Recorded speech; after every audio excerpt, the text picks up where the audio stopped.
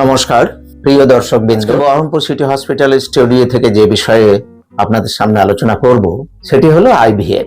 IVF কি? প্রথমে চিকিৎসকের প্রাথমিক পরামর্শ ও পরীক্ষার জন্য হাসপাতালে ফার্টিলিটি স্পেশালিস্টের সাথে দেখা করেন। ফার্টিলিটি স্পেশালিস্ট কি করেন? রক্ত পরীক্ষা, হরমোন টেস্ট, আল্ট্রাসাউন্ড, পুরুষের ক্ষেত্রে সিমেন অ্যানালাইসিস করতে দেন। চিকিৎসক রোগীর স্বাস্থ্য, বয়স এবং পরবর্তী ইতিহাস দেখে আইভিএফ উপযুক্ত কিনা সিদ্ধান্ত। ওভারি স্টিমুলেশন কেমন হয়? রোগী হরমোন ইনজেকশন দেওয়া হয় যাতে একাধিক ডিম্বাণু তৈরি করা হয়। নিয়মিত আল্ট্রাসাউন্ড ও রক্ত পরীক্ষার মাধ্যমে ডিম্বাণুর বৃদ্ধি পর্যবেক্ষণ করা হয়। ডিম্বাণু সংগ্রহ করা হয়। হালকা অ্যানাস্থেসিয়ার মাধ্যমে ওভারি থেকে ডিম্বাণু সংগ্রহ করা হয়। একই সময়ে পুরুষের সিমেন সংগ্রহ করা হয়। ল্যাবরেটরিতে ডিম্বাণু শুক্রাণু একত্রিত করা হয়। কখনো আইসিএসআই ইন্টারসাইটোপ্লাজমিক স্পার্ম ইনজেকশন দিয়ে এর মাধ্যমে ব্যবহার করা হয়, যেখানে একটি শুক্রাণু সরাসরি ডিম্বাণুর মধ্যে প্রবেশ করানো হয়। তারপর কি করা হয়? এমব্রায়ো কালচার করা হয়। নিষিক্ত ডিম্বাণু কয়েকদিন ল্যাবে রাখা হয়। সুস্থ ভ্রূণ নির্বাচন করা হয়।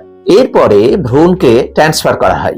নির্বাচিত ভ্রূণ মহিলার জরায়ুতে স্থানান্তর করা হয়। সাধারণত 1 থেকে 2টি ভ্রূণ ট্রান্সফার করা হয়। গর্ভাবস্থায় প্রায় 12 থেকে 14 দিন পর রক্ত পরীক্ষা, বেটা এইচসিজি টেস্ট করতে দেওয়া হয় গর্ভধারণ হয়েছে কিনা সেটা দেখার জন্য। সফল হলে আল্ট্রাসাউন্ড ভ্রূণের বৃদ্ধি পর্যবেক্ষণ করা হয়। গর্ভাবস্থার পর্যবেক্ষণ সাধারণত আইভিএফ গর্ভাবস্থা সাধারণ গর্ভাবস্থার মতোই পর্যবেক্ষণ করা হয়। নিয়মিত চেক আপ, আল্ট্রাসাউন্ড, প্রয়োজনীয় ওষুধ দেওয়া হয়।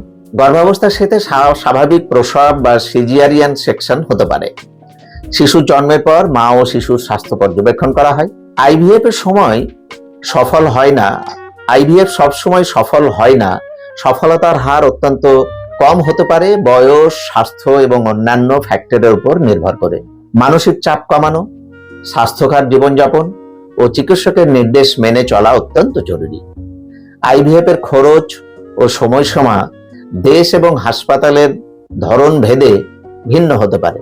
আমাদের সিটি হসপিটালে এই মুহূর্তে infertility specialist doctor Arnab Varma,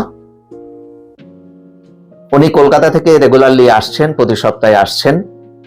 যে সমস্ত প্রতি সপ্তাহে মঙ্গলবারে আসছেন, যে সমস্ত বাবা মায়েরা সন্তানের মুখ দেখতে পাননি এখনো, তারা আমাদের সিটি হসপিটালে আসুন এবং infertility specialist, IVF specialist doctor Arnab বর্মার পরামর্শ নিন। আশা করছি আপনারা সফল হবেন এবং শিশুর মুখ দেখতে পাবেন।